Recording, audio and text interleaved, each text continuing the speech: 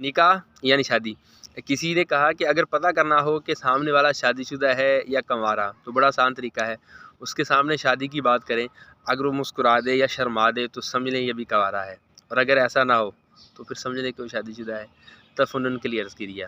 آپ کو پیارے آقا علیہ الصلوۃ والسلام کے ارشاد کا خلاصہ سناتا ہوں۔ فرمایا، جس نے جوانی میں نکاح کر لیا تو شیطان چیخ کر پکارتا ہے، ہائے افسوس، اس نے مجھ سے اپنا دین بچا لیا۔ جی ہاں، پیارے آقا علیہ السلام کی سنت مبارکہ ہے نکاح کرنا، اور نکاح کرنا کبھی واجب بھی ہو جاتا ہے، اور نکاح کرنا کبھی فرض بھی ہو جاتا ہے، اور کیا آپ کو پتہ ہے کہ کبھی کبھی نکاح کرنا گناہ بھی ہو جاتا ہے۔ جی ہاں، لیکن نکاح بہت اہم کام ہے، تو اس کا علم بھی یقیناً موجود ہے۔